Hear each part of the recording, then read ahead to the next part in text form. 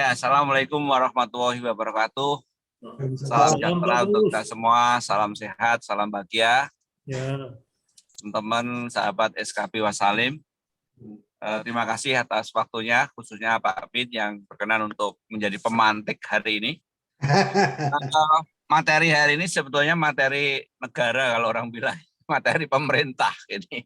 Tapi sebagai kader bangsa, Pak Bin saya kira punya pemikiran bagaimana sih kita menginternalisasi anak-anak muda kita dalam kerangka untuk mencapai wujud sebagai pemuda yang punya berkarakter kan begitu.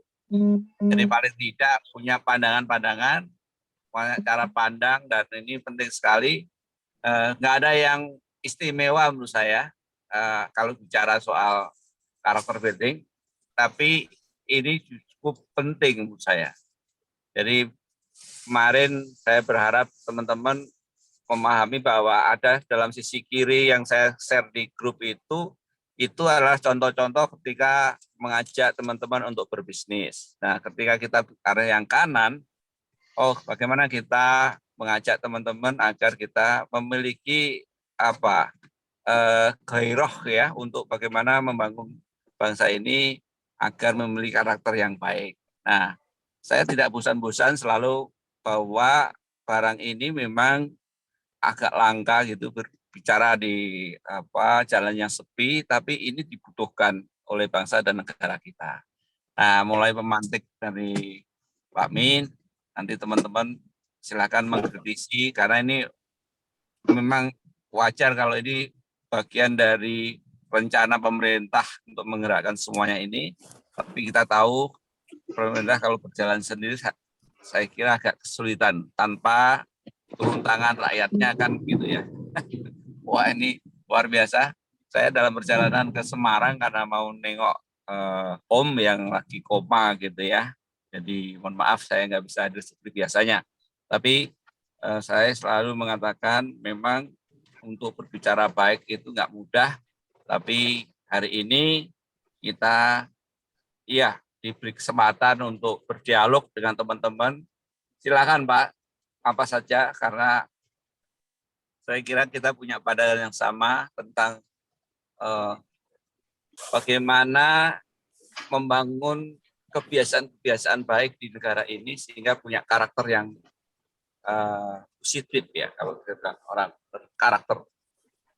Sehingga apa yang terjadi di sekeliling kita, kehidupan para pejabat yang selama ini dan bahkan masih sampai saat ini masih berjalan tidak baik ya, bahkan terakhir itu dari seorang bendahara dari partai politik juga terkena kasus gitu ya. Ini membuahkan pikiran-pikiran yang terus kita lakukan bagaimana nasib bangsa ini kalau generasi mudanya tidak memiliki arahan yang baik. Nah, barangkali kita bisa mendiskusikan melalui media ini dan mudah-mudahan nanti Pak Min sebagai pemantik kita kritisi sama-sama atau kita berikan arahan bersama, kita diskusi yang akhirnya ingin mendapatkan bukan konklusi tapi paling enggak pencerahan bagaimana membangun pemuda kita agar berkarakter. Itu Pak kira-kira untuk kali ini saya berharap Pak Saka bisa memimpin jalan acara. Terima kasih. Semoga kita berkenan untuk sampai ya sekitar 1 jam setengah kalau memungkinkan. Ya, monggo. Terima kasih. Assalamualaikum warahmatullahi wabarakatuh. Waalaikumsalam. Pak Saka, terima kasih. Ya. Terima kasih Pak Kus, Mas Kus. Ya teman-teman semuanya selamat siang. Saya diminta oleh Pak Kus untuk menjadi moderator pada kesempatan siang hari ini karena beliau dalam perjalanan menuju ke Semarang. Ada urusan keluarga. Nah, saya kira tanpa membuang waktu terlalu banyak, saya persilakan saja kepada Pak Min untuk memulai presentasi beliau yang berjudul Langkah Cerdas Membangun Karakter Pemuda. Silakan Pak Min. Selamat siang Bapak-bapak semua ya, kelihatan belum ada Ibu ya. Karena judulnya pemuda, mungkin makanya yang datang bapak-bapak nih. Coba kalau pemuda-pemudi ada ibunya.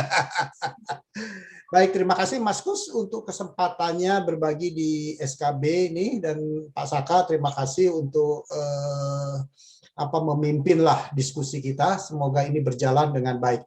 Izinkan saya untuk screen share ya, supaya lebih mudah di dalam hal pemahamannya ya. Oke. Sudah tampak ya? Tampak, Pak. Tinggal nanti diperbesar aja. Ya, ini lagi di ini. Oke, sudah ya? Ya, terima kasih, betul, bagus, Pak. Bagus ya. Suara jelas ya?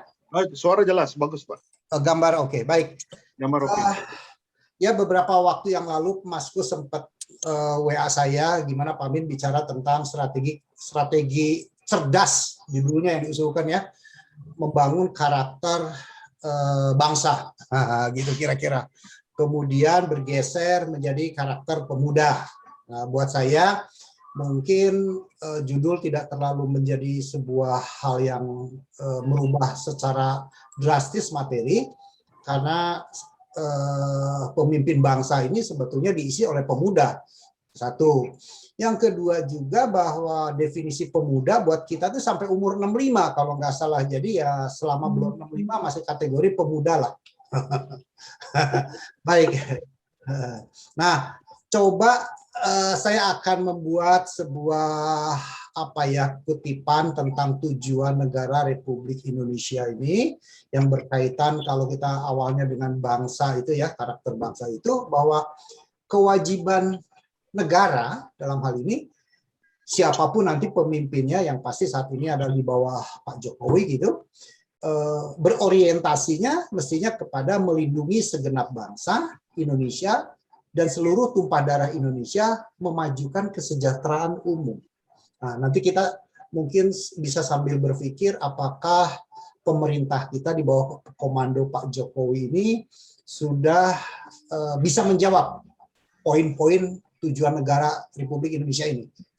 Mencerdaskan kehidupan bangsa, melaksanakan ketertiban dunia yang berdasarkan kemerdekaan, perdamaian abadi, dan keadilan sosial. Nah, pasti hal ini sesuai dengan alinea keempat pembukaan Undang-Undang Dasar 45 ya. Nah, ketika kita memahami ini, tentunya secara teks ini indah, tetapi dieksekusinya pasti banyak hambatan, banyak masalah, banyak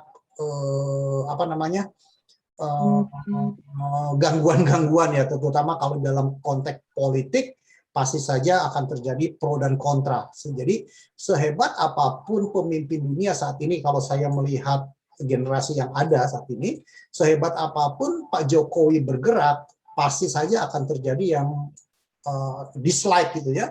Nah, namun apakah dislike ini karena faktor politik, itu cerita yang berbeda, tetapi kita akan menyoroti like or dislike-nya dari aspek kita sebagai anak bangsa, apakah sudah dalam track yang benar apa yang dilakukan oleh mereka, ataupun apa yang harus kita lakukan sebagai pelaku-pelaku yang sifatnya di dalam konteks kegiatan yang mikro ya. Kita akan bicara tentang mikro. Nah, Bapak Ibu semua, saya beberapa slide akan menggunakan adalah wisdom word ya, atau beberapa quote yang tujuannya bisa membuat sebuah spirit atau bahkan menjawab pertanyaan-pertanyaan yang sekarang ada di dalam pikiran kita. Nah, saya tahun berapa ini? Tahun 2014 sudah membuat sebuah puisi ya yang berkaitan dengan kemerdekaan. Jadi izinkan saya untuk membaca. Arti merdeka itu bukan tanpa aturan. Merdeka itu bukan sesukanya. Merdeka itu bukan boleh menyakitkan. Dan merdeka itu bukan mengambil hak orang lain. Dan merdeka itu bukan sorak-sorai. Merdeka itu bukan seperti pahlawan. Nah, ini saya mencoba merenung ketika membuat puisi ini ya. Tapi merdeka itu adalah tidak tertindas. Merdeka itu tidak diskriminasi, tidak anarkis, tidak curang, tidak korupsi, tidak kolusi, tidak nepotisme, tidak bodoh, tidak miskin. juga bukan sara, bukan teraniaya, bukan hilang hak, bukan dibungkam, bukan dikerdilkan, bukan kemiskinan, bukan juga yang terlantar. Tapi merdeka adalah sejahtera, merdeka adalah mandiri, merdeka adalah harga diri, merdeka adalah integritas, merdeka adalah kejujuran, cinta damai, kepedulian, pengakuan, berketuhanan, dan merdeka adalah menjunjung Pancasila. Nah, kesetaraan dan sebagainya. Nah, Bapak, Ibu semua, ketika saya coba merenung tahun 2014 membuat puisi ini, dan ternyata saya menganggap bahwa inilah timing yang tepat juga dari Mas Kus yang diberikan untuk menjawab sebuah pertanyaan tentang karakter kita berbangsa. Kita meneruskan kemerdekaan ini, menurut saya banyak sekali poin-poin yang saat ini masih perlu perjuangan, masih perlu spirit, bahkan bukan hanya perjuangan dan spirit, mungkin kita perlu saling bergandengan tangan, bahu-membahu, bagaimana memperjuangkan dan mengisi kemerdekaan itu sendiri. Nah, banyak orang melangkah dengan benar di jalan yang salah dan melangkah dengan salah di jalan yang benar. Artinya apa? Seakan-akan kita tuh bekerja, membuat sebuah aktivitas, membuat sebuah kegiatan, itu benar. Hanya saja pakemnya yang salah. Ya, ini terjadi, contohnya adalah baik di kehidupan kita sehari-hari, apalagi yang berkaitan dengan ekstremisme, berkaitan dengan fanatisme, berkaitan dengan apalagi yang orang sampai memiliki sebuah tindakan-tindakan ekstrim. Sebetulnya kitab sucinya satu kok. Tapi kenapa mereka bisa berada di jalan yang berbeda? Nah, atau kalau yang dalam kehidupan sehari-hari kita tidak bisa dari aspek agama, banyak sekali orang melakukan aktivitas-aktivitas dengan keyakinan yang luar biasa, cuma salah guru gitu loh, ya salah pakem. Nah, karena pakemnya salah, tapi yakin pakem itu menjadi sebuah kebenaran, maka dia lakukan. Itu artinya apa? Melangkah dengan benar di jalan yang salah. Ada juga melangkah dengan salah di jalan yang benar. Pakemnya sudah benar, kitanya tidak konsisten, tidak disiplin menjalankan pakem tersebut. Ya, nah, contohnya yakin bahwa semua agama, semua aturan, semua undang-undang dilarang korupsi. Itu pakemnya kan benar, jalannya benar, tetapi kita melakukan korupsi, artinya kan melangkah dengan salah di jalan yang benar. Contoh. Nah, tujuan daripada topik ini sebetulnya kita perlu memahami, perlu melangkah dengan benar di jalan yang benar. Nah, ini adalah sebuah pemimpin yang kadang-kadang sulit untuk mengatakan bahwa seseorang yang salah, kita berani mengatakan salah. Nah, budaya timur, nih kembali ke budaya timur, kadang-kadang ya ada faktor diperhalus. Sebetulnya sih nggak salah-salah amat. Nah, cuman, nah ini nih, pakai kalimat cuman memperhalus. Kenapa tidak berani mengatakan bahwa Anda salah, Anda bagus, Anda benar, Anda baik gitu ya. Nah, itu artinya apa? Kita konsisten. Nah, ada 9 ciri negatif manusia Indonesia. Jadi mungkin nanti bisa Bapak-bapak, Ibu yang hadir di sini ada sekitar 15. Ini 15 ini 9 itu adalah milik kita. Jadi kalau kita punya 9 ciri negatif, berarti kita ini manusia Indonesia. Salah satunya kita ramah enggak, kita malas enggak, kita tidak disiplin, apakah kita korupsi, atau ada kita emosional, kita individualis, ego, suka menipu, meniru, rendah diri, boros, dan seterusnya. Jadi kalau 9 daripada 15 ini adalah ada di dalam diri kita, bahwa itulah kita orang Indonesia. Gitu. Ya, ini sebuah saya dapatkan beberapa quote ini. Nah, baik, mari kita lanjut ke kesenjangan. Apa yang menyebabkan topik ini diangkat dan kenapa perlu topik ini diangkat? Tentunya ada beberapa hal yang saya lihat kesenjangan itu adalah belum terkoneksi. Ya, aku dengan sesama. Ya, masih egosentris, kurang toleran, tenggang rasa, artinya ini masalah dengan sosial. Atau aku dengan alam, membuang sampah sembarangan, atau tidak membuat hutan menjadi sebuah bagian daripada ramah, membuat kita polusi, itu kan aku dengan alam. Ini adalah disebut dengan kesenjangan lingkungan. Tapi ada lagi adalah aku dengan aku. Kita tidak jujur dengan diri kita. Itu harus disebut dengan kesenjangan spiritual.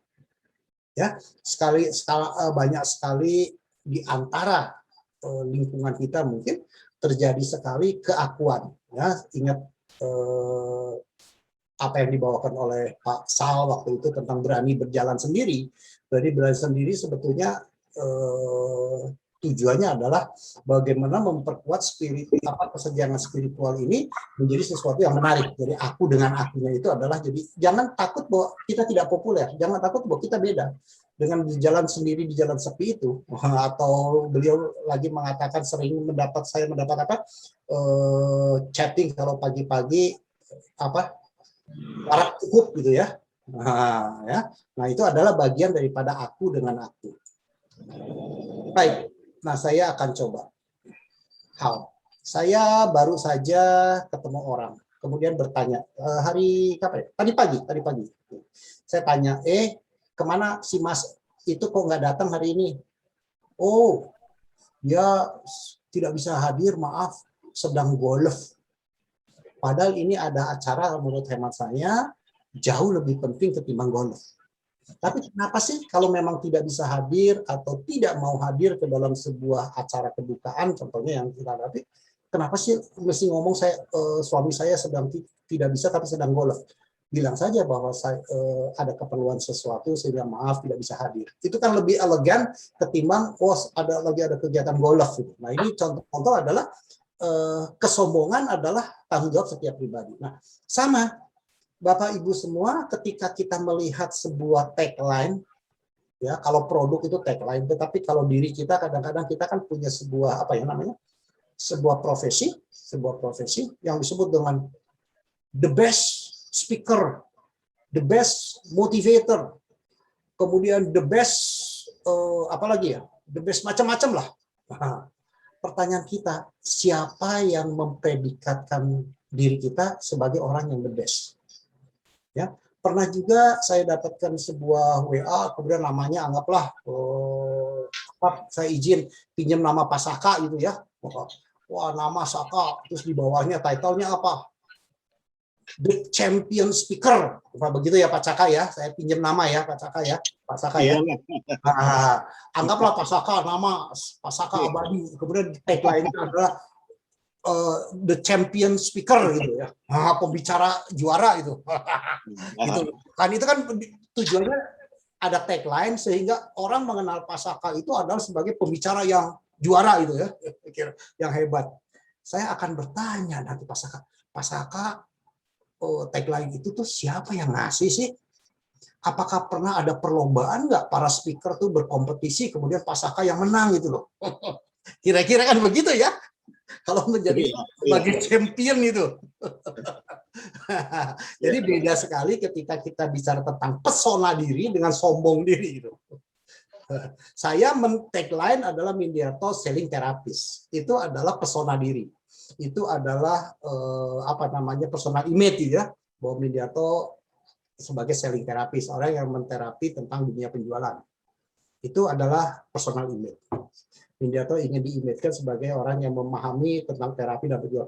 Tetapi Mindiarto akan menjadi sombong ketika mengatakan the best selling therapist. Beda kan? The best selling therapist, siapa yang mengakui Mindiarto is the best? Kalau sekedar pengakuan ngomong-ngomong lisan, it's okay. Tapi kalau sudah berani di tagline menjadi sebuah flyer, gitu ya, wah ini berarti sudah masuk bukan kategori lagi citra diri, tetapi sudah menjadi sombong diri. Nah, ini akan berbeda sekali ya. Oke. Kita lihat. Kegagalan yang hakiki adalah ketika kamu ingin sukses tetapi dengan cara menjatuhkan orang lain.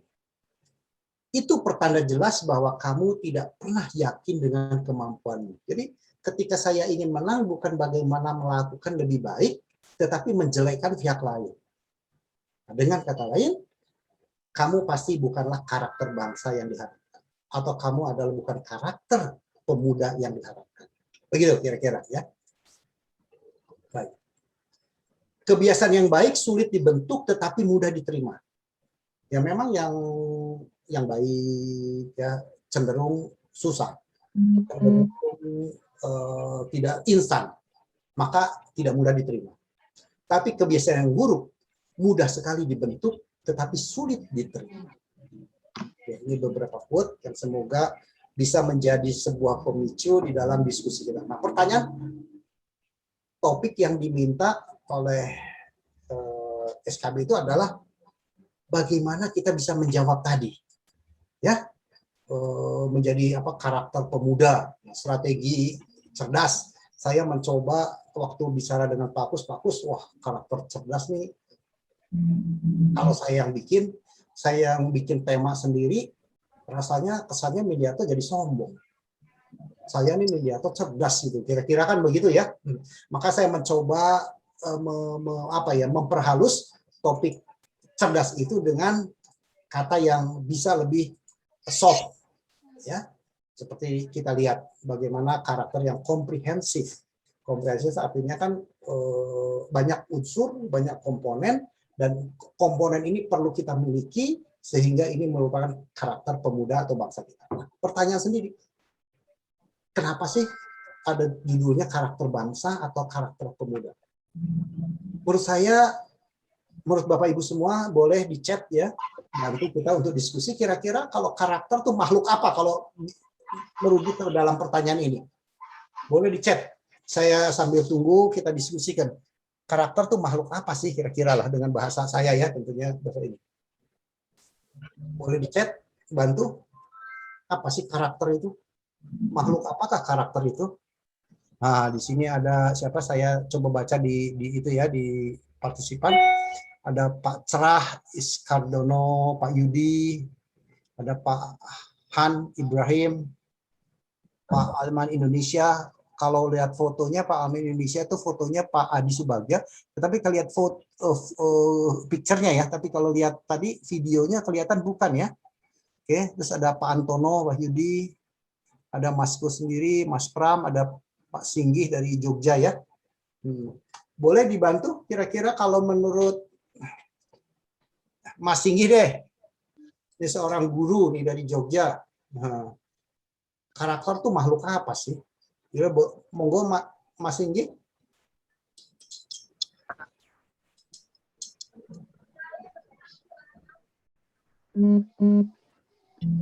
Oh, enggak ada. Mas Antono dari Malang nih ya. Orang hebat. Selamat. Waduh, selamat siang. Selamat siang, Mas Antono nih. Saya ditunjuk ini, saya sebenarnya mau belajar aja ini, Pak. Sama kita sedang belajar, cuma saya ingin dapat kalau menurut Mas Antono tuh karakter tuh makhluk apa gitu, kira-kira gitu aja. Iya, baik, terima kasih. Wah, ini memang kalau berbicara soal karakter ini memang bisa cukup panjang ya. Tapi kalau saya mau bertolak dari asal kata karakter, itu kan sebenarnya dari bahasa Yunani ya, yaitu karaso.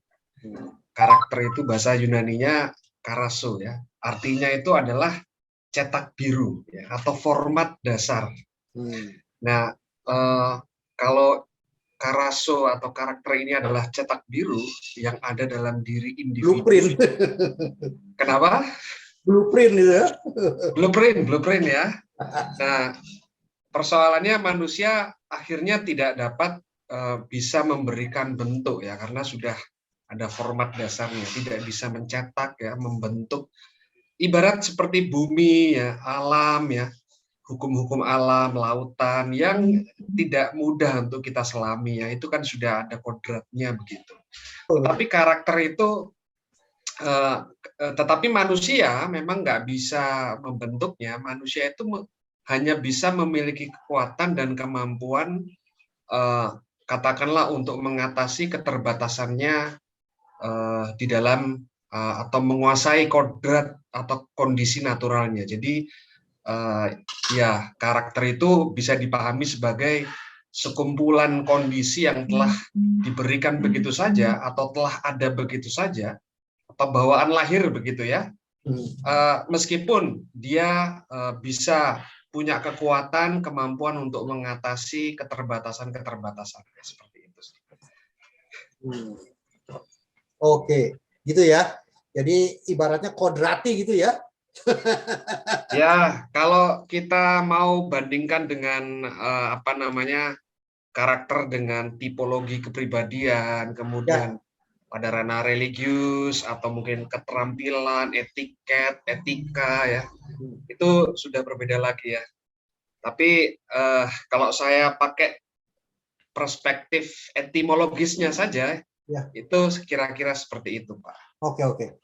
Ini dari Pak Singgih, karakter itu kebiasaan umum yang menjadi ciri utama individu atau kelompok. Ya. Oke ya, memang ya. Tapi kalau kita kaitkan, terima kasih ya Pak Singgih, terima kasih Pak Antono. Saya sepakat bicara etimologi, namun coba kita akan merujuk ke dalam pemahaman karakter ini dalam kehidupan kita sehari-hari. Kadang-kadang, wah karakternya bagus, wah karakternya buruk, kan kira-kira begitulah ya yang kita hadapi nih. Kita harus punya karakter tertentu. Nah, itu dalam kehidupan sehari-hari. Sebetulnya apakah karakter ini hanya untuk pemuda atau bangsa? Saya melihat karakter itu kan bukan lagi sebagai punya identitas bahwa karakter bangsa itu seperti ini. Jadi kalau ditanya karakter makhluk apa? Karakter itu sebetulnya untuk semua jabatan, semua orang, semua profesi nyaris sama. Karena karakter itu sifatnya generik menurut saya loh ya, tentunya kita boleh jadi bahan diskusi. Apa yang disebut generik? Ya itulah macam-macam. Ya macam-macam, berlaku bagi setiap orang, profesi mulai dari tukang sampah sampai direktur utama, office boy sampai direktur utama, pegawai RT, orang petugas RT, RW, lurah, camat sampai presiden. Ya ujung-ujungnya kan mesti berkarakter. Nah kalau bicara karakter apa yang disukai kan ya inilah, jujur, menghargai waktu, pekerja keras, punya pendirian teguh, patuh, disiplin, melakukan yang terbaik, loyal dan seterusnya kan. Jadi kalau ada judul karakter pemuda, karakter bangsa, karakter sebagai orang politik atau karakter sebagai direktur atau sebagai senior manager, yang nggak jauh-jauh dari inilah sebetulnya. Terus yang membedakan apa kalau gitu? Kalau kita bicara karakter terhadap itu, yang membedakan sebetulnya adalah apa? Ini awalnya kita bisa mengolah pikir, mengolah hati, mengolah raga, mengolah rasa, mengolah karsa.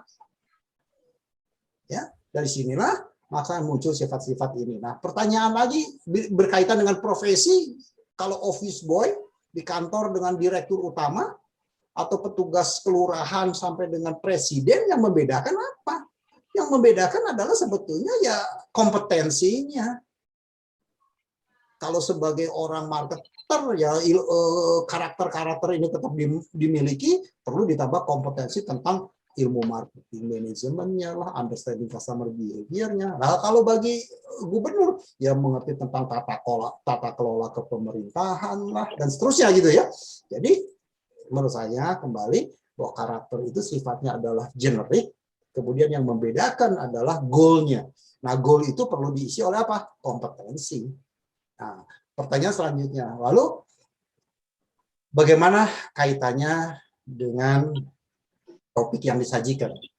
Maka ada 3 hal agar terjadi sebuah komprehensif itu, masa lalu dan inspirasi saat ini untuk dibawa ke depan. Orientasinya adalah bukan kita merujuk masa lalu, tetapi sebetulnya kita tuh ingin berpikir masa depan yang perlu kita bawa ke hari ini. Jadi futures yang kita bawa ke hari ini. Bukan lagi yesterday yang kita bawa ke hari ini gitu loh. Ya, maka di dalam bagaimana kita bisa memiliki sebuah karakter di dalam berbangsa, karakter sebagai pemuda gitu ya. Tentunya pemuda ini kaitannya tentunya dengan usia ya. Bagaimana kalau karakter anak sekolah gitu, tidak jauh berbeda. Ya, maka di sini kita lihat ada sekolah, ada pendidikan, dan ada dunia pekerjaan. Yang membuat karakter itu bisa menjadi sebuah komprehensif, konsisten, dan berkelanjutan, tidak bisa hanya salah satu bagian atau salah satu periode saja yang bertanggung jawab. Mulai dari rumah, ada orang tua ikut bertanggung jawab terhadap terbentuknya karakter. Di dunia pendidikan, apakah mulai dari sekolah dasar sampai perguruan tinggi, itu juga terlibat di dalam pembentukan karakter ya, dan pasti ada faktor di pekerjaan atau profesi dan lingkungan. Ini akan membuat pemahaman saya adalah strategi komprehensif, ya. Maka ketika kita tahu di rumah, di dunia pendidikan dan dunia pekerjaan, kalau kita ingin memiliki sebuah karakter dengan nilai plus tersebut, maka perlu memahami bahwa engkau belajar menulis dengan menulis, engkau belajar membaca dengan membaca. Jadi jangan kita ingin sebagai negarawan, tetapi background kita atau kita tidak belajar ke negarawan, kita belajarnya ke orang-orang yang ahli bim salabim, berakadabra, jago tipu sana tipu sini menjadi koruptor gitu loh. Nah, ini kan artinya kan dia belajar menulis tapi tidak dengan menulis. Oke. Ada lagi Bapak Ibu semua, Bro Sis, orang tua di rumah siapa? Di rumah orang tua. Jadi ketika saya mengikuti beberapa webinar, diskusi yang bertopik tentang parenting, seakan-akan bahwa suksesnya anak itu nyaris dibeban orang tua. Ya kebetulan yang berbicara adalah orang-orang yang berlatar belakang punya kompetensi bilang parenting. Selalu orang tua menjadi kunci. Segala sesuatu hebatnya anak karena orang tua, tapi termasuk kesalahan anak pun karena orang tua salah didik. Nah, ini saya termasuk yang mungkin sepakat untuk tidak sepakat bahwa karakter anak individu tersebut ada 3 hal yang bertanggung jawab. Orang tua, para pendidik, coba bisa bayangkan ada dosen merancang bom, bukan melatih campuran kimia membuat bom, tetapi bikin bom untuk ngebom tempat-tempat yang tidak seharusnya gitu. Contoh ya. Nah, itu kan artinya dunia pendidikan juga perlu bertanggung jawab di sana. Atau di kantor yang kadang-kadang banyak sekali terjadi di kantor, karyawan-karyawannya terlibat hal-hal yang tidak semestinya terjadi. Ya? Nah, ini beberapa hal yang perlu kita pahami. Nah, pertanyaan, kita berada di mana? Mungkin kita berada sebagai orang tua, ya bisa jadi. Maka kita perlu mendidik anak kita bagaimana menjadi. Apakah profesi kita jadi pendidik? Belum tentu. Kecuali kalau orang kita sebagai guru ya, sebagai dosen, sebagai pendidik, bisa saja kita. Tapi di kantor, jangan sampai salah pilih kantor. Pilih kantor dalam artian bukan hanya kompetensi atau bisnis atau industrinya, tetapi juga bagaimana kultur budaya kantor tersebut. Ya, pahami bersama. Nah, untuk menjawab tersebut, poin pertama dari anak itu sikap belajar untuk menyayangi, melindungi perlu ditanamkan semenjak dini. Saya setuju sekali. Karena itu buah manis yang akan dipetik di kemudian hari. Jadi kalau anak kecil saja dari kecil sudah diajari untuk bermusuhan, bagaimana besarnya gitu. Padahal anak pada hakikatnya terlahir tidak mengenal kebencian. Mengenal kebencian karena sudah ada faktor infiltrasi atau ada faktor-faktor orang lain yang membuat cinta damai itu menjadi terbelah-belah karena ada faktor infiltrasi pihak luar. Oke. Nah, mari kita belajar pada ahlinya sebab Anda tidak hidup cukup lama untuk memikirkannya sendiri. Jadi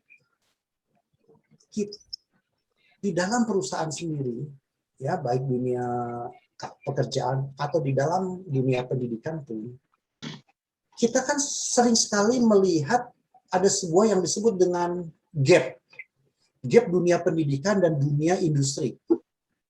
Nah, kenapa? Karena inilah yang terjadi bahwa dunia industri itu berjalan begitu cepat. Nah, contohnya ya, sedangkan di dunia pendidikan mungkin lebih banyak memegang pada kaidah-kaidah teori-teori tertentu yang sifatnya pengalaman empiris itu adanya di belakang, gitu. Sedangkan industri menuntut ke depan. Nah, ini perbedaan ini sebetulnya apa? Ya perlu kita atasi dengan belajar pada ahlinya. Jadi ketika ada sebuah gap, ya kita belajar gap itu di mana dan kepada siapa. Ya, ini selalu. Lagi. Nah, menjawab kembali pertanyaan kita dengan topik kita hari ini adalah hidup itu bagaikan bermain gitar klasik. Tujuannya Anda adalah untuk menemukan kunci-kunci yang tepat dalam nada yang tepat, dengan petikan yang tepat dan tempo yang tepat, sehingga Anda dapat memainkan kunci harmonisasi kehidupan yang Anda inginkan. Tidak ada formula lain, yaitu kan usaha. Oke, mari kita lihat. Karakter kita pada dasarnya adalah gabungan dari kebiasaan kita, karena mereka konsisten, pola yang sering disadari, mereka terus-menerus melakukannya setiap hari dan mengekspresikannya, itulah karakter. Ada orang yang sering terlambat, adalah kenapa?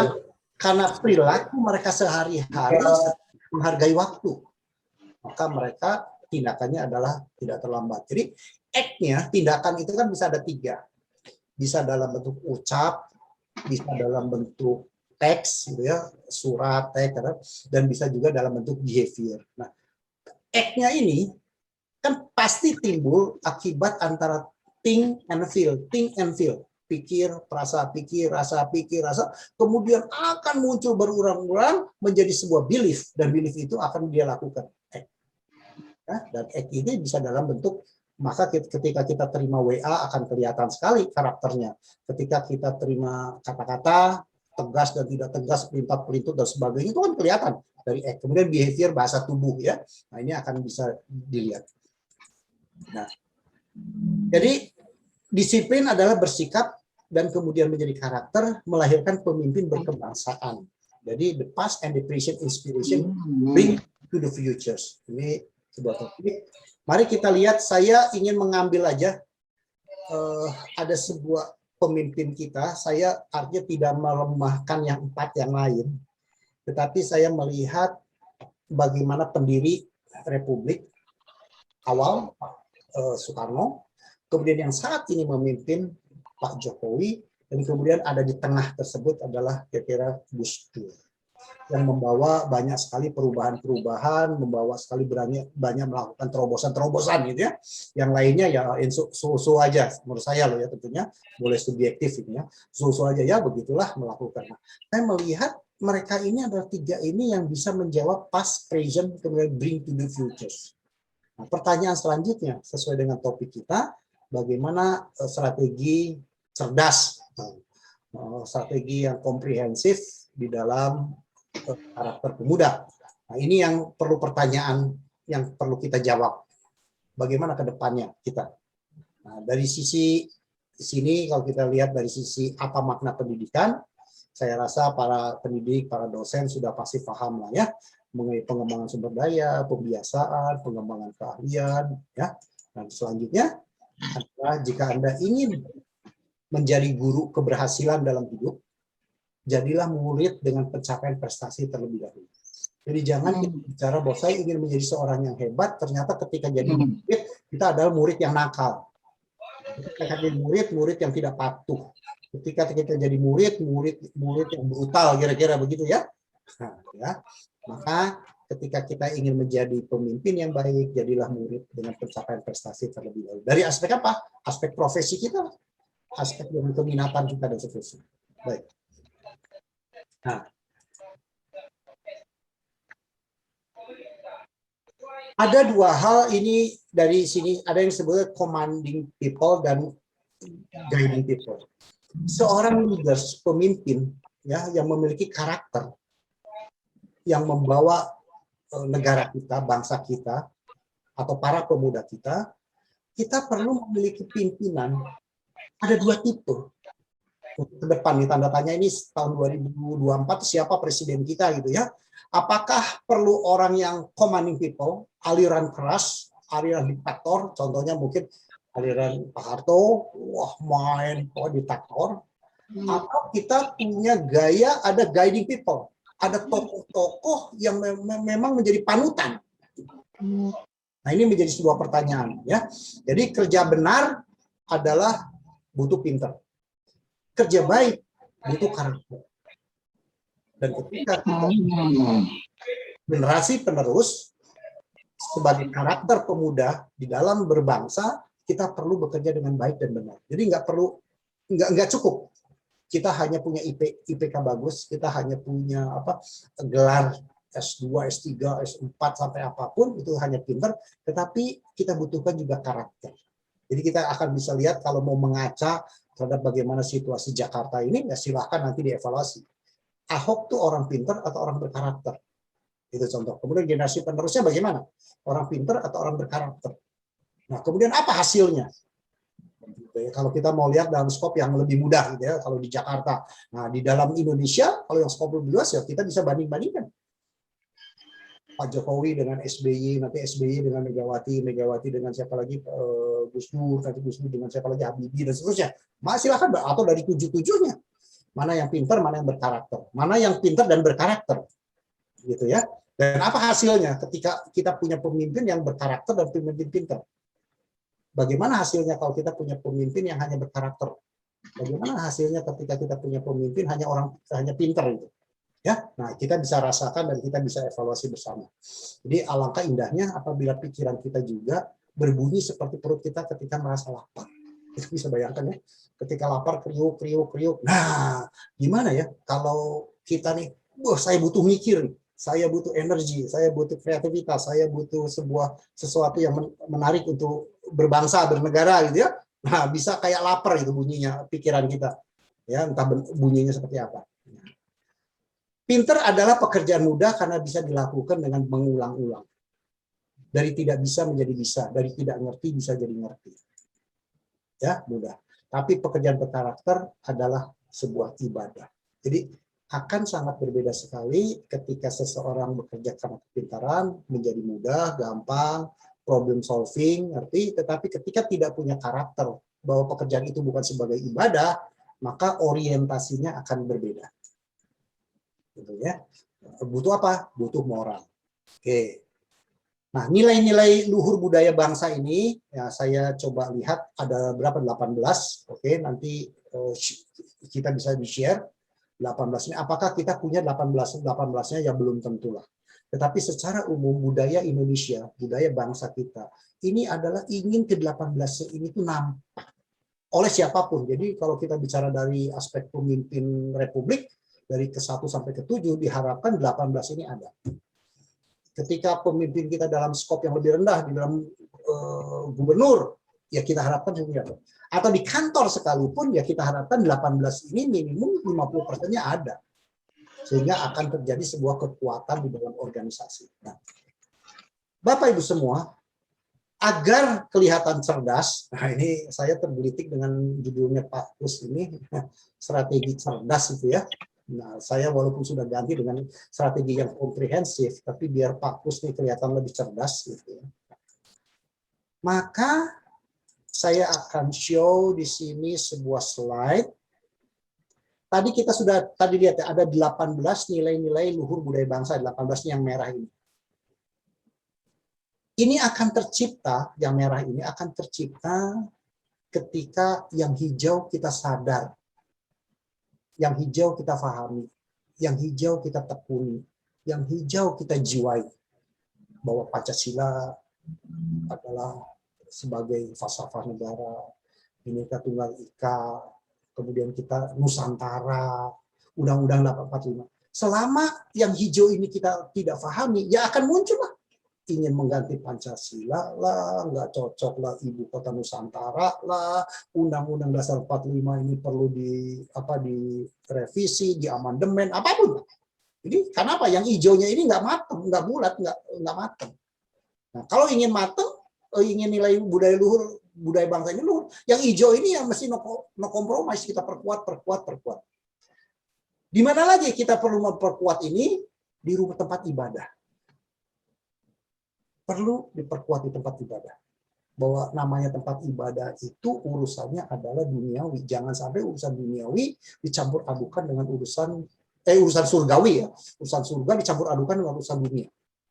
Terlalu mematerialkan urusan ketuhanan ya di tempat ibadah. Jadi butuh tokoh-tokoh agama ini menyadari tentang nilai-nilai budaya luhur ini. Ya, oke. Kemudian apa? Nah, ini kurikulum. Butuh kurikulum. Siapa yang keempat-empatnya ini, merah, kuning, hijau, biru ini bisa tercatat. Jadi ada perangkat yang pendukung. Maaf ini salah teks ya. Perangkat pendukung. Apa sih perangkat pendukung? Peraturan pemerintah, undang-undang, kemudian kebijakan, sistem hukum, keamanan dan sosial dan seterusnya. Ini perangkat hukum ya, undang-undang yang perlu kita pahami. Tentang undang-undang dalam hal apa? Tergantung. Undang-undang urusan agama ya berkaitan dengan agama, urusan pendidikan ya berkaitan dengan bagaimana undang-undang tentang dunia pendidikan gitu ya. Nah, maka ketika 4 ini didukung oleh perangkat pendukung menjadi kelompok yang putih, lingkaran putih itu, maka eksekusinya adalah pendidikan yang paling kecil, keluarga, masyarakat, kembali ya tadi ada pendidikan, ada keluarga, masyarakat, kemudian juga yang tidak lepas ada sistem reward and punishment. Ya. Apa dalam reward punishment? Reward punishment sebetulnya adalah paksaan untuk membiasakan. Dipaksakan untuk membiasakan. Ya. Nah, yang saat ini saya rasa kalau berkaitan dengan sikap attitude Indonesia yang agak sedikit bergeser dibanding saya muda dulu adalah budaya antri sudah terjadi. Dulu namanya antri itu kan tidak terjadi, orang bisa sodok-sodokan beli tiket, sekarang sudah budaya antri, itu kan berasa. Kemudian kalau dulu antara yang tidak merokok dengan merokok, masa bodoh cuek, sekarang sudah mulai ada deh, ya ada area smoking, no smoking. Ketika ada orang yang merokok di area smoking, ditegur nggak ngamuk. Nah, kalau dulu ditegur bisa dibalik digaplok gitu kira-kira ya. Nah sekarang kelihatannya kan hal-hal demikian karena ada faktor paksaan. Kemudian masker, penggunaan masker. Nah ini kan sebetulnya adalah budaya paksaan di dalam bermasyarakat itu untuk kita menjadi biasa. Masker pun mungkin karena faktor paksaan dan seterusnya. Ya, termasuk kita vaksin itu pun termasuk ada unsur-unsur paksaan. Kesini mesti tunjukin bukti vaksinnya dulu gitu ya, ada sertifikatnya. Nah itu kan bentuk-bentuk kebijakan yang memaksa kita. Dan ujungnya adalah perilaku yang berkarakter. Jadi ketika judul atau topik ini yang disajikan oleh SKB ke saya untuk menjadi bahan diskusi otomatis tadi, jadi bagaimana perilaku berkarakter, mundur ke belakangnya ya inilah. Ya, semoga format ini bisa menjawab keinginan Pak Kus menjadi jawaban yang cerdas itu. Nah, selanjutnya orientasi pemimpin yang memiliki karakter kebangsaan itu ya satu, kepentingan pribadi, egosentris, yang biasanya ego, mementingkan diri sendiri, perlu bergeser. Perlu digeser, ya, perlu digeser. Untuk apa? Kepentingan masyarakat, sosial, orang banyak, peduli lingkungan, peduli tetangga, ya, eco-friendly, ekosistem. Nah, kira-kira ya. Kemudian dari yang kepentingan pribadi, egosentris itu menjadi memiliki sebuah pesona diri yang positif. Ya, pesona diri yang positif. Beda ya pesona diri dengan sombong, dua hal yang beda. Oke. Nah, pesona diri yang tadinya hanya gue doang yang hebat, gue doang yang bagus gitu ya, gue doang hebat, perlu bergeser menjadi sebuah citra diri yang rame-rame. Citra diri bangsa, citra diri masyarakat Indonesia. Kemudian kalau dari pesona diri biasanya yang hebat adalah diri saya. Nah, diri saya doang, sekarang perlu berdampak kepada orang lain, berdampak kepada masyarakat. Semakin tinggi jabatan kita, tentunya dampaknya juga harus semakin luas. Jadi ketika kita jadi presiden, berdampaknya akan berbeda ketika kita menjadi gubernur, berbeda ketika kita menjadi lurah, camat, dan seterusnya. Jadi berdampak pada orang. Dan demikian juga ketika saya sebagai frontliner, kemudian saya jadi supervisor, saya jadi manajer, saya jadi direktur, ya dampak terhadap orang lain atas kinerja individu ini akan bergeser. Ini karakter kebangsaan. Semoga semakin saya mengerti tentang diri sendiri, semakin efektif saya dapat bekerja dengan orang lain. Jadi understanding the others, understanding to the others, ya menjadi sebuah yang penting sekali. Oke, dan musuh besar yang utama ini adalah sebetulnya ada yang disebut melihat, yang disebut dengan voice, ya, voice of judge, karena melihat kemudian menghakimi. Kita perlu menghindari menghakimi. Ini yang disebut dengan musuh besar kita saat ini. yang bagaimana agar kita tidak terjebak ke dalam egosentris tadi ya.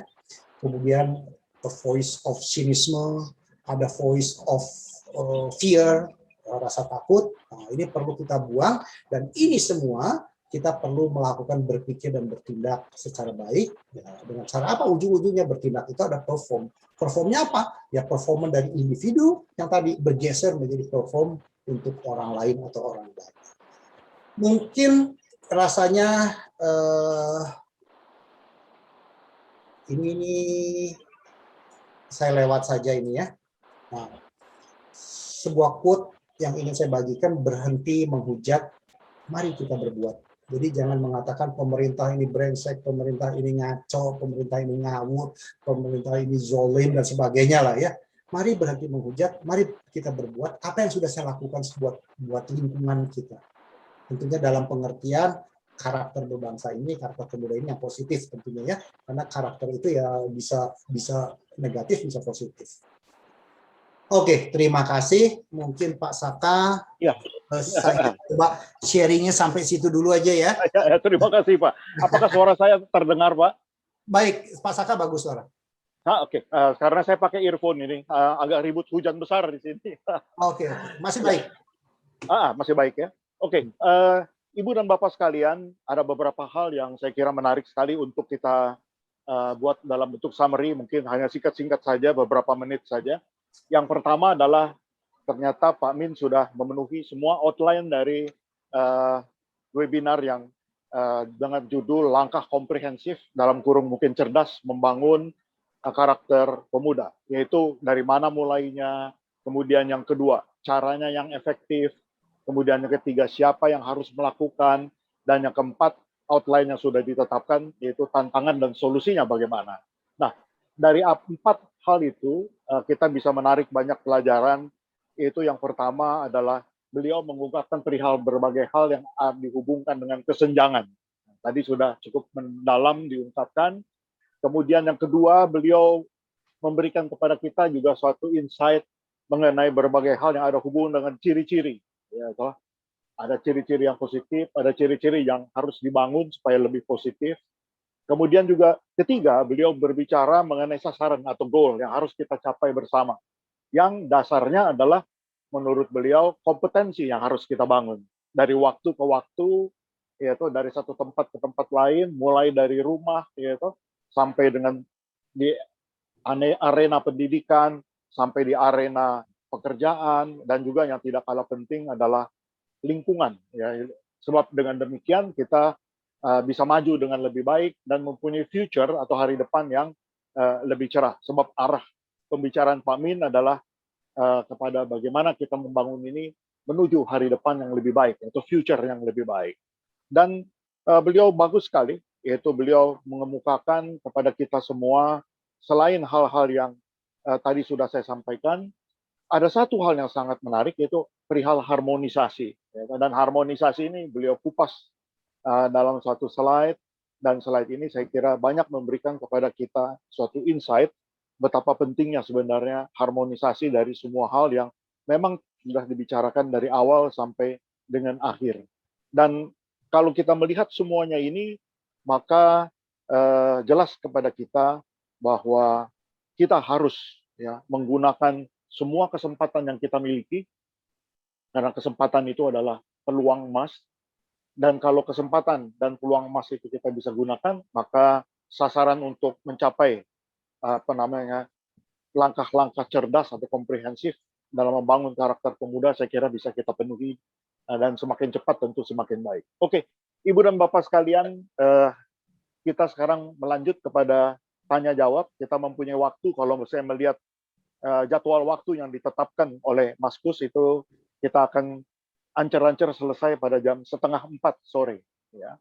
Nah, kita mempunyai cukup banyak waktu, mungkin sekitar 35 menit, dan untuk itu saya sediakan kesempatan untuk bertanya. Mungkin untuk mempermudah dan supaya cepat, pertanyaan mungkin secara lisan saja diajukan, dan langsung satu pertanyaan dijawab oleh Pak Min, supaya kalau terlalu banyak kita juga lupa, ya.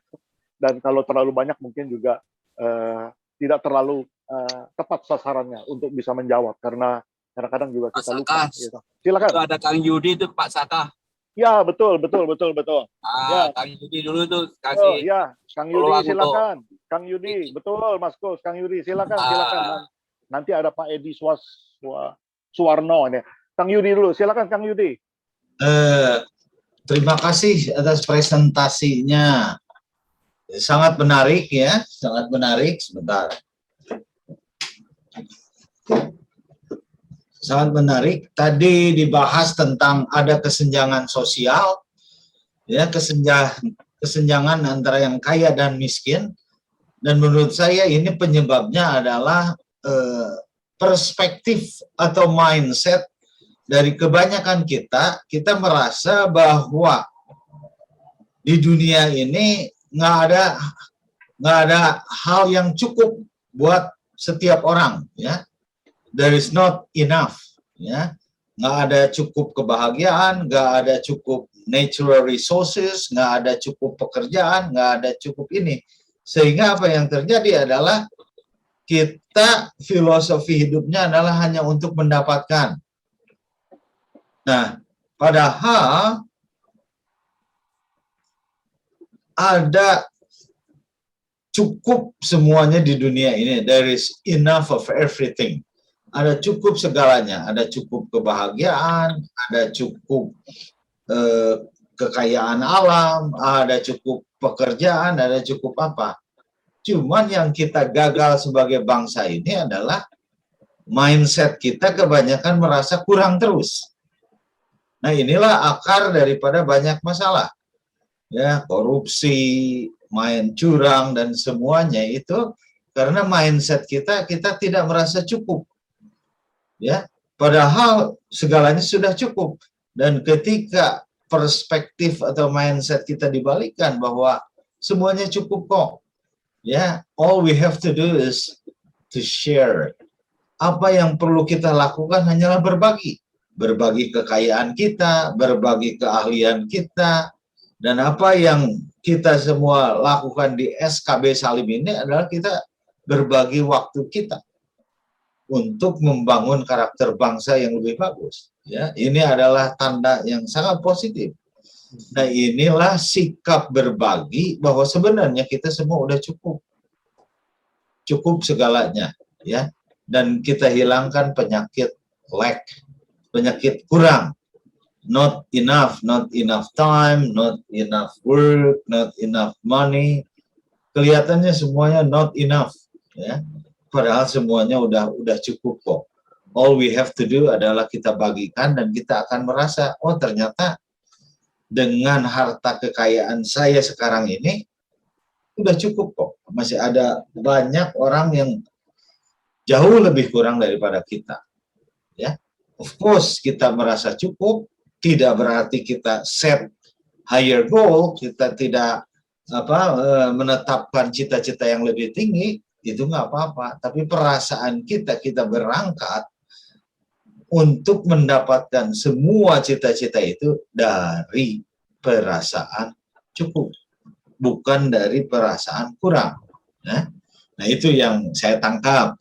Nah, satu lagi adalah filosofi kita ini, yang kurang ini adalah kebanyakan teologi atau filosofi kita itu based on separateness.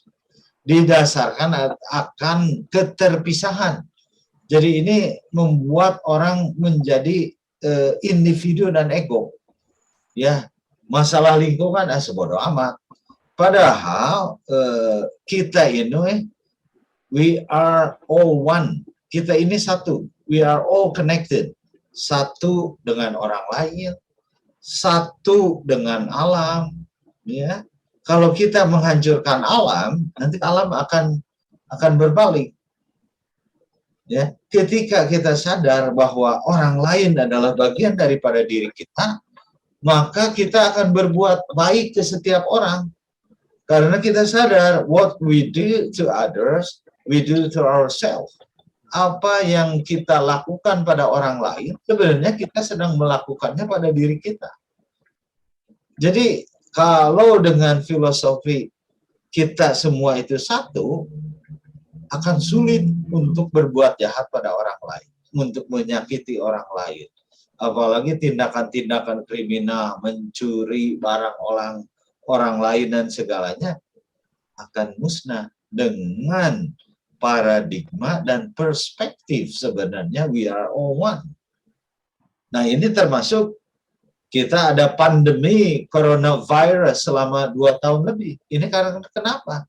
Ini karena manusia ini menghancurkan alam. Ya, kalau ini dari kacamata saya. Makanya kalau pembangunan yang tidak ramah lingkungan, waktu itu tidak ada virus, walah bumi ini menuju kemusnahan. Karena orang hanya untuk short term gain, hanya untuk keuntungan jangka pendek. Tidak ada long term gain.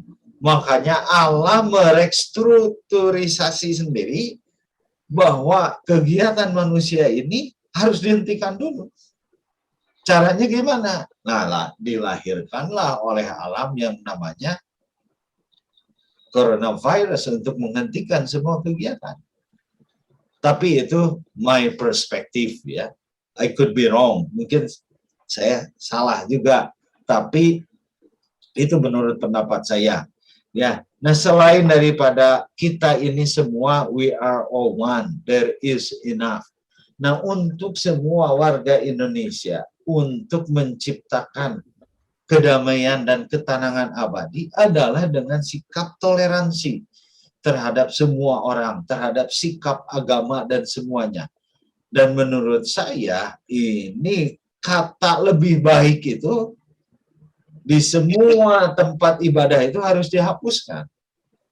Ya, katakanlah agama saya lebih baik daripada agama si A, si B, nah itu bahaya. Makanya saya selalu menetapkan bahwa saya percaya akan ini, tetapi kepercayaan orang lain juga sama bagus. Dan kepercayaan saya is not better than the other. It's just different. Jadi agama saya itu nggak lebih baik daripada agama orang lain. Cuman beda saja. Ya, pada dasarnya ya kita semuanya ingin cita-cita yang sama. Peace sebagai bangsa ini adalah damai, sejahtera, makmur. Tapi kepercayaan saya is not better. Tidak lebih baik. Cuman beda. Ya. Nah, inilah yang filosofi inilah yang perlu ditanamkan pada pemuda-pemuda kita. Ya, karena sikap kita lebih baik, kita mengklaim kita lebih baik, oh berarti orang lain lebih buruk dan mereka akan tersinggung. Ya. Nah, satu lagi yang perlu diajarkan adalah pada anak muda ini sekarang bahwa hidup ini adalah tujuan hidup ini bukan untuk mengumpulkan materi. Ya, untuk getting a bigger car, getting a bigger house, getting more money, getting a better job and all that, yang semuanya itu difokuskan pada diri sendiri. It's all about me. Ini jadi egois. Termasuk the movie The Secret. Ya, itu semua tentang untuk diri sendiri. Wah, saya berimajinasi, visualisasi. Besoknya anak kecil di depan pekarangannya ada sepeda. Saya menginginkan ini, tiba-tiba berapa bulan ada mobil baru. Ya, tapi apa gunanya gitu ya?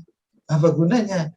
Kenapa kekuatan personal creation kita itu tidak untuk membantu orang lain? Ya, di Indonesia banyak orang yang belum menikmati setetes pun air bersih murni yang bisa diminum. Kenapa kita berlomba-lomba membantu ya untuk penyediaan air minum yang bersih untuk rakyat-rakyat pedesaan? Dan masih banyak juga di Indonesia belum menikmati listrik di abad ini. Nah, kata saya, kok kenapa kita nggak bekerja sama untuk menuntaskan hal-hal yang begitu? Ya. Nah, sebalik lagi perlu diajarkan ke anak muda kita itu, life is not about you, but it's about others. Tentang orang lain yang hidupnya kita bantu. Ya, ketika kita membantu orang lain, Jangan tanya Anda akan sukses apa tidak.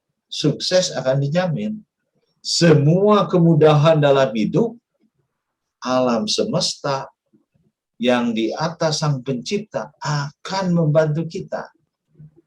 Jauh lebih mudah dibanding dengan teori kesuksesan pribadi yang hanya mementingkan kepentingan diri sendiri.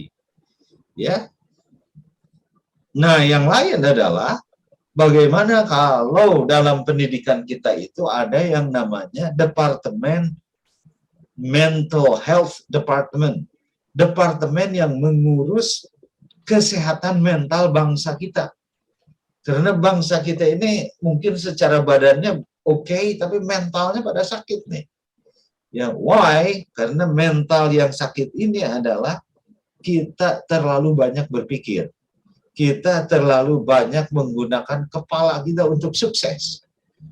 Padahal kekuatan kepala ini sangat kecil, hanyalah 20%.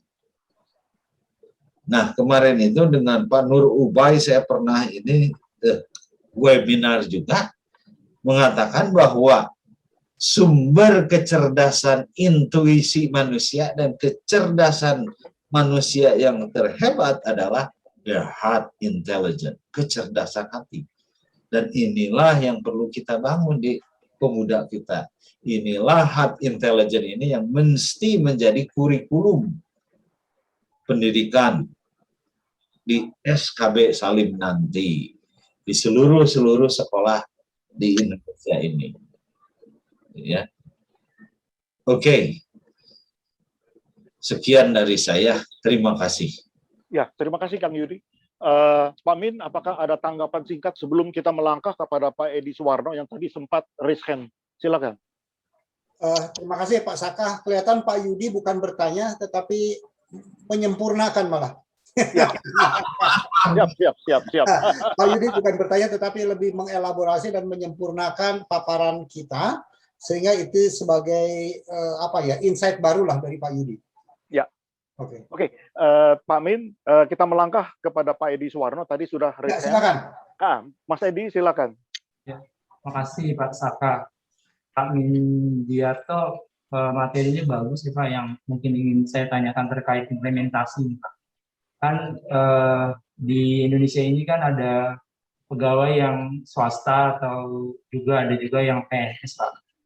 Justru yang PNS ini kan beberapa tahun terakhir banyak orang yang daftar, tapi juga karena kuotanya terbatas, karena sudah ada perubahan terkait dengan insentif yang diterima atau remunerasi yang diterima para PNS Pak.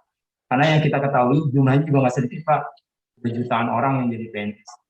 Jadi pertanyaan saya, justru karena di PNS itu kan rata-rata sudah ada KPI yang sudah mendekati seperti di swasta lah. Ya. Ada target-target, tapi akhirnya kita lihat justru kita terbelenggu nih Pak terkait dengan regulasi-regulasi yang kita hanya sebatas sebagai administrator negara, jadi sepertinya hanya mengikuti dari top down Pak, tidak bottom up. Yang saya lihat justru kan mereka sebagai agen perubahan dan dibiayai oleh negara tidak sedikit Pak. Yang saya melihatnya malah justru kurang inovatif yang terjadi Pak. Nah, kalau menurut Bapak apa yang harus dilakukan para milenial yang jadi ASN ini Pak sebagai agen perubahan di instansi pemerintah yang sekarang jumlahnya luar biasa Pak dan tetap jadi peminat. Terus yang ingin menanggapi sedikit Pak Yudi tadi, kalau menurut saya bagus tadi Pak terkait dengan sisi kemanusiaan, bahwa menurut kita agama kita yang terbaik, tapi maksud saya setiap orang juga punya alasan untuk menyatakan lakum dinukum waliyadin Pak. Ini itu aja, terima kasih. Ya, silakan. Terima kasih Pak Edi. Pak Min, silakan Pak. Kalau ada jawaban atau komentar, silakan. Baik, Mas Edi. Mas Edi tadi sedikit membuat sebuah komparasi sebagai seorang karyawan itu ya, pegawai antara swasta dan PNS itu ya kira-kira ya. Saya melihat yang agak ekstrim berbeda. Mungkin kalau di PNS itu atau di pegawai negeri itu comfort zone-nya tuh jauh lebih tinggi, Pak. Jadi selama Anda tidak berbuat kriminal, gitu ya, itu mungkin nggak akan di PHK. Tapi di swasta, kita jujur pun belum cukup. Kita berkarakter pun belum cukup selama tidak achieve kita punya performance. Sehingga comfort zone-nya kan menjadi berbeda. Setiap saat bisa gua dipecat gitu loh. Nah, ini dua ekstrim yang berbeda ini. Ya. Akibatnya apa? Maaf, saya katakan saya beberapa kali, tentunya tidak semua BUMN saya pernah singgah, tetapi saya banyak klien juga BUMN. Kalau dari segi intelektual, saya yakin tidak kalah, karena tentunya PNS sendiri proses rekrutmennya sudah bagus. Artinya sudah menggunakan konsultan, sudah menggunakan sistem, ada assessment, tes psikologi, dan macam-macam lah. Itu kan screeningnya. Nah, pertanyaannya adalah, ketika masuk, nyaris yang diukur itu kan lebih ke arah berkaitan dengan performance. Bagaimana IPK-nya, itu kan performance tuh. Bagaimana pengalaman kerjanya, itu berkaitan dengan performance kalau kita sudah punya pengalaman kerja. Bagaimana track record-nya, gitu kan, itu kan sebetulnya berkaitan dengan performance. Tetapi sebetulnya kenapa mereka bisa berhenti atau diberhentikan, itu kan bukan karena performance, kebanyakan karena karakter. Tidak jujur, tidak loyal, malas, tidak bisa berkomunikasi dengan baik, itu kan masuk karakter. Jadi ketika interview bicara performance, barometernya, ketika punishment adalah tolok ukurnya karakter. Nah, hal yang sama juga di swasta juga demikian sebetulnya, antara entry dengan exit itu dua alat ukur yang berbeda. Hanya yang membedakan kembali bahwa kalau di swasta itu adalah memang comfort zone-nya itu nyaris tidak senyaman di PNS tadi. Maka all out-nya, daya juangnya, daya mati-matiannya itu adalah menurut saya tetap memiliki sebuah level yang lebih tinggi. Kemudian tadi ada dikatakan bahwa saya jadi PNS, saya akan menerima aja apa adanya. Di dalam hukum hukum decision making, problem solving and decision making, itu baik di PNS maupun di pegawai sipil, pemerintah maupun swasta, kurang lebih filosofinya sama. Karena ada orang yang disebut dengan manajer lini, manajer media, sama manajer puncak. Manajer lini yang memang banyak pekerjaan yang sifatnya teknis, skillful, yang dituntut. Sehingga yang disebut dengan konseptual itu akan minor. Ya, di perusahaan sama. Jadi yang konseptual itu memang adalah para top level, para pimpinan puncak, eselon 1, para direktur, itu memang dituntut konseptual. Sehingga apa? Mereka akan banyak berinteraksi dengan orang-orang yang menjadi sebagai advisor-nya. Siapa advisor-nya? Bisa konsultan. Nah, pertanyaan, ketika siapapun menggunakan konsultan, biasanya konsultan juga punya tim lagi yang akan melakukan sebuah scanning, sebuah temuan-temuan yang bisa dilakukan mulai level bawah. Hanya saja mungkin bisa kita yang tidak terlibat di sana. Diri Pak Edi tidak terlibat adalah orang yang sebagai responden untuk diinterview. Apa sih maunya lo gitu loh. Tapi proses itu bottom up-nya ada. Proses bottom up-nya ada. Ya, proses bottom up-nya ada, ketika sudah di atas maka menjadi sebuah keputusan. Nah, pertanyaan selanjutnya adalah, kadang-kadang bisa saja ada sebuah gap antara pola berpikir. Jadi frontliners, orang manajerial lini itu kan banyak di keahlian-keahlian teknis, taktis itu dituntut sangat dominan. Top management, top level biasanya adalah strategi, konsep yang dituntut. Yang di middle adalah biasa human-nya, interaksinya yang dituntut banyak. Ya, kemampuan berinteraksi, menerjemahkan konsep menjadi sebuah tindakan nyata. Itu kan di middle management. Nah, kita ada di mana? Kembali, peran kita ada di mana, jabatan kita di mana, ya kemungkinan dari tiga itu. Nah, pertanyaan selanjutnya adalah bagaimana dengan kasus yang perlu milenial lakukan. Oke. Saya tidak mengecilkan arti milenial, ya, apalagi milenialnya sekarang sudah bergeser ya. Karena kalau bicara milenial kan umurnya, milenial itu kan sudah sekitar 28 sampai nyaris 42. Itu milenial. Kalau yang sekarang di bawah 28 sebetulnya bukan generasi milenial lagi, itu sudah generasi Z, X, Y, Z, ya generasi Z. Jadi umur yang lebih muda lagi itu generasi Z. Nah, apakah pemahaman tadi Pak Edi itu pemahaman milenial itu interval waktunya usianya 28 sampai 42? Bisa-bisa salah juga. Bisa-bisa anak umur 25, 26 itu bukan milenial loh. Itu Z. Nah, ini saya mencoba begitu ya. Nah, saya asumsikan sebuah pendekatannya ya milenial dengan generasi Z-nya masih terjadi interval waktu 5 tahun lah. Jadi bau-bau milenialnya ada, Z-nya ada, orang lahir Z ya bau-bau milenialnya masih ada lah. Ini saya anggap sedikit gitu ya generasi gitu. Karena untuk kreativitas saya setuju oke. Untuk kemampuan di dalam digitalisasi oke. Ide liarnya, kreativitasnya saya setuju sangat oke. Dibanding generasi sebelumnya ya. Saya tidak memiliki sebuah objection apapun. Pertanyaannya adalah, kita punya ide kreatif tuh belum tentu applied. Punya ide kreatif tuh belum tentu applied. Kenapa? Karena untuk menjadi applied, kita butuh buying experience. Buying experience dari mana? Dari generasi senior-senior kita. Nah ini yang perlu mungkin Pak Edi atau generasi milenial pahami.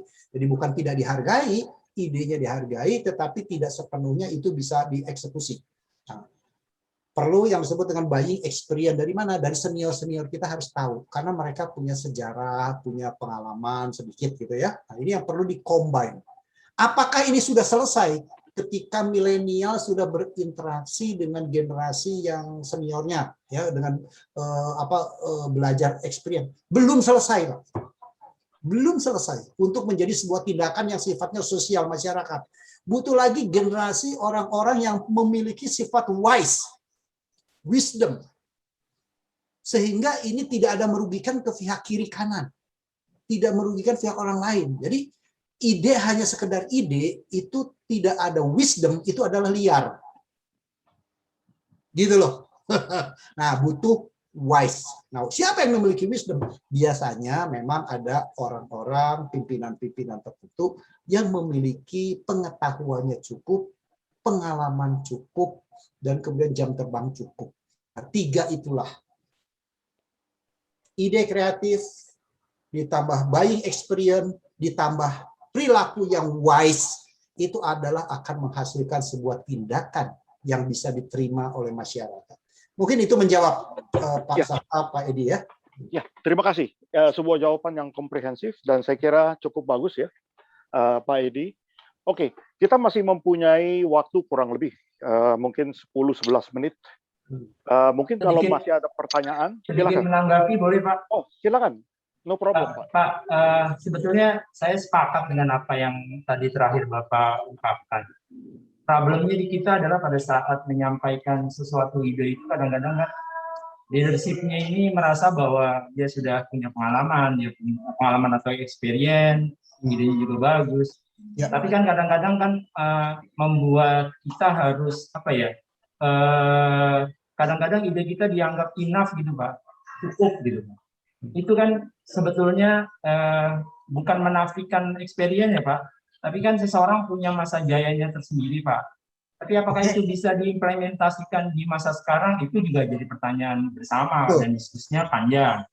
Problemnya adalah kita merasa kurang dihargai terkait dengan minimnya experience, itu juga masalah Pak.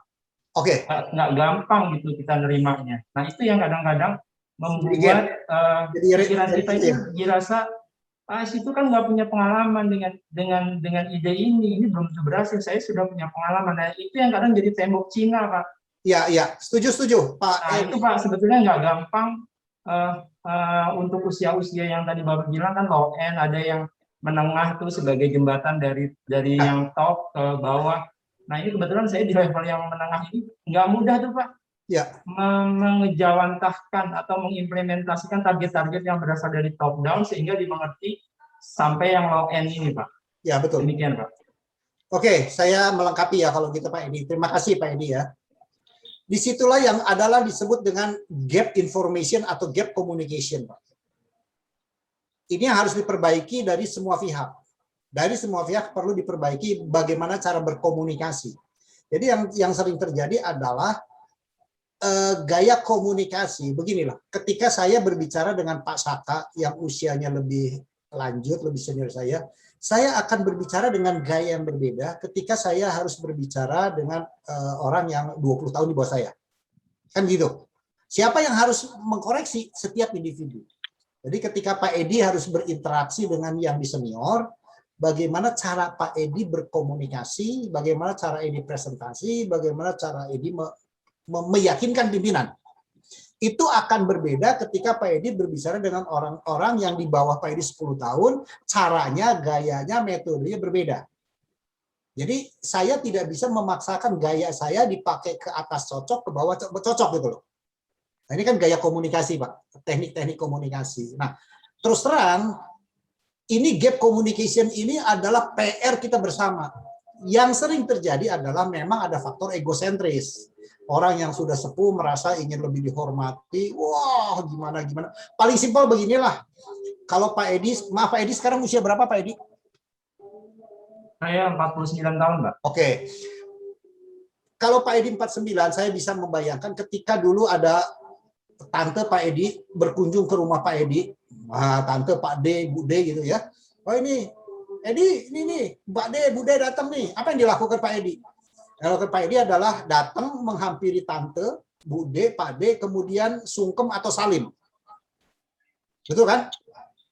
Sekarang pertanyaan, coba sekarang keponakannya Pak Edi, kalau ketemu hal yang sama, lakukan begitu enggak? Enggak. Hai Om, hai Pak D, udah langsung ngeleos. Nah ini kan, ini norma, ini etika. Siapa yang harus mengkoreksi diri? Dengan siapa kita berinteraksi. Ya, jadi saya bisa menangkap kegunaan Pak Edi itu adalah lebih banyak adalah interpersonal skill-nya. Ya, interpersonal bagaimana jembatan komunikasi di atas. Ya memang saya bisa memahami sendiri, saya kan pernah juga mulai dari orang yang frontliner paling bawah sampai yang paling atas di dalam organisasi perusahaan. Ya kalau kita tidak sadar diri dan tidak paham dan tidak mau terjun, memang masing-masing generasi akan ego dengan cara dia. Kan nggak apa-apa saya hello kan begini caranya. Tapi kembali Pak ya kita di Indonesia yang di benchmark kan itu yang di YouTube ini kan mayoritas gaya-gaya komunikasi lifestyle-nya kan orang-orang Eropa, orang Amerika gitu ya. Nah, padahal di kita ini ada sebuah filosofi adab di atas akal itu Pak. Nah, apakah kita sudah mengedepankan adab ini gitu? Adab itu apa? Etika gitu loh. Adab itu apa? Norma. Adab itu adalah sesuatu yang tidak tertulis. Tapi bisa saja ketika orang Batak berbicara sesama orang Batak ngomong cosplong, tapi dibawa ke Jawa Tengah, ke Jogja, Solo belum tentu bisa cocok loh. Padahal pesannya sama lah. Kontennya sama, tapi konteksnya bisa berbeda. Ya, mungkin ini semoga bisa melengkapi Pak Edi. Jadi nggak usah khawatir Pak Edi, bagaimana tugas kita orang medium, middle management ini adalah memang kekuatannya kan tadi di dalam human. Ya, frontliner kekuatannya adalah di pengetahuan teknis, praktis, taktis, atas adalah konsep, yang tengah ini kan human, Pak, relasi. Hubungan kekuatan relasi. Jembatan. Nah, tugas kita adalah mungkin Pak Edi masuk di dalam generasi yang apa posisi middle management, memang relation menjadi sebuah kekuatan, Pak. Semoga menjawab, Pak. Ya, terima kasih. Pak Singgih itu ada komentar pendek sekali atau singkat sekali dari Pak Singgih ya, Pak Mit. Ya. Apakah Bapak masih mau memberikan tanggapan singkat? Karena itu berkaitan dengan harapan-harapan peran SKB. Nggak apa-apa, buat saya nggak apa-apa. Adanya gap antara generasi bisa disatukan dengan pertemuan dan Wawan. Oke, Wawan Hati. Semoga SKB bisa memberi contoh konkret. Ya, memang berbicara menggunakan Zoom, menggunakan email, menggunakan WA, faktor emosinya, intonasinya nggak bisa terjawab ketika kalau kita tatap muka. Ya, jadi dengan pesan yang sama, bahasa yang sama, tapi dengan intonasi yang berbeda akan memiliki makna yang berbeda. Makna berbeda. Saya setuju itu. Ya, terima kasih Pak Min. Teman-teman, Ibu dan Bapak sekalian, Oh, bapak-bapak sekalian, maaf ibunya belum ada. Kita masih mempunyai waktu kurang lebih 5 menit. Dan kalau menurut saya, kalau memang sudah tidak terbersit pertanyaan, mungkin Pak Min bisa merangkum kembali apa yang tadi sudah disampaikan, plus apa yang tadi Pak Min juga elaborate atau elaborasikan dalam bentuk jawaban-jawaban dari 2 pertanyaan yang tadi sudah ada di dalam webinar ini. Silakan Pak Min. Poin yang pertama sebetulnya kita perlu menjadi diri kita sendiri, ya, dalam artian punya prinsip, tetapi bagaimana prinsip kita itu adalah bukan milik kita sendiri. Prinsip kita adalah perlu juga dimiliki, merasakan orang lain yang sama, ya, itu satu hal yang penting. Kedua, saya ingin menambahkan tadi yang rekan Pak Yudi bahwa memang di luar sana ukuran sukses itu masih dominan materi lah, ya, ukuran. Jadi ketika ikut seminar-seminar sukses nyaris ukurannya materi, gitu ya. Termasuk yang disebut berbagi itu ukurannya juga materi.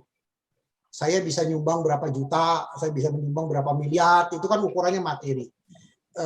Saya punya aktivitas juga di A2Z Ngopi. Dari segi materi saya nggak cukup kuat, nggak cukup banyak, nggak mampu lah berbuat banyak. Saya berbagi dari segi tenaga, energi, pikiran, dan keilmuan serta networking. Jadi yang disebut berbagi ya, saya punya duit, kasih duit, saya punya pikiran, saya kasih pikiran, saya punya ilmu, saya kasih ilmu. Saya punya tenaga, kasih tenaga. Gitu. Ya, saya punya inspirasi, tak kasih inspirasi. Saya punya kreativitas, ya saya sumbang kreativitas. Jadi itu udahlah berbagi buat saya. Ini yang prinsip ini gitu. Nah, tetapi juga kita tidak bisa memungkiri hidup itu adalah membutuhkan kecukupan materi. Kata cukup subjektif. Kata cukup itu subjektif. Kembali ke mindset ya. Sama seperti saya sering mengatakan kata gemuk itu subjektif. Banyak orang yang mengatakan, saya sambil jawab media itu tambah gemuk ya. Dengan siapa saya berada di sebelah? Kalau di sebelah saya 90 kilo, 100 kilo, saya tuh kurus. Kalau di sebelah saya 60 kilo, saya jadi gemuk. Sebelah saya orang 70 tahun, 80 tahun, saya tuh jadi muda. Tapi sebelah saya 40 tahun, saya tuh jadi tua gitu. Nah, kata cukup itu juga dengan siapa pembandingnya. Itu kan subjektif. Nah, tergantung kita mau mengukur. Cukup tuh apa? Karena cukup makan. Makanya restoran, warteg, atau bintang 5. Gitu. Rumahnya cukup ya, cukup tuh cukup 100 meter, 200 meter, atau harus 2 hektar. Nah itu subjektif lagi, Pak. Subjektif lagi. Jadi orang nggak berada cukup itu memang ke masing-masing individu yang tidak bisa kita tidak bisa saya infiltrasi pemahaman cukup itu buat saya dengan buat orang lain. Tidak bisa kita samaratakan. Biarkan mereka menentukan cukup sendiri-sendiri. Nah, siapa yang jadi jurinya? Yang jadi jurinya adalah biar hidup kita bersosial, kita makhluk sosial, jurinya adalah masyarakat. Jurinya adalah masyarakat. Ya saya banyak terinspirasi terus terang dengan Pak Jokowi. Beliau tidak peduli dengan kata-kata orang. Saya kerja. Jadi orang mengatakan saya PKI, saya pro Cina, gitu yang terdesus-desus, dia kerja nggak peduli. Nah, tapi tentunya jangan sampai pemahaman tidak peduli ini kita tutup mata, kita tutup telinga, tidak anti kritik. Nah, ini juga bahaya. Nah, buat kita generasi-generasi yang kalau bicara pemuda, saya asumsikan adalah generasi yang baru-baru ini adab dan akal butuh memiliki tempat yang sama. Ya, butuh memiliki sebuah tempat yang sama sehingga mereka akan berjalan seiring sejalan. Oke, begitu Pak Saka. Ya, terima kasih Pak Min. Bagus sekali apa yang Bapak ungkapkan dalam bentuk presentasi dan juga menjawab pertanyaan dari floor.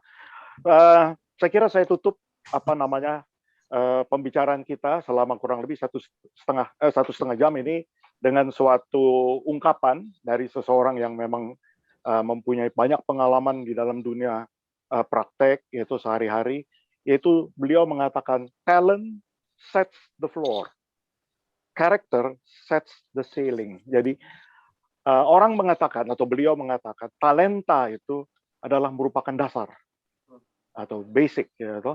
Tetapi untuk mencapai langit-langit, ceiling, puncak, sasaran, goal, dan lain sebagainya yang kita targetkan dan mungkin juga cukup tinggi, dibutuhkan karakter yang baik. Ya, dan saya kira pembicaraan Pak Min mengenai karakter ini sudah lengkap dan sudah cukup komprehensif dan juga cukup dalam tanda petik memberikan tekanan kepada kecerdasan.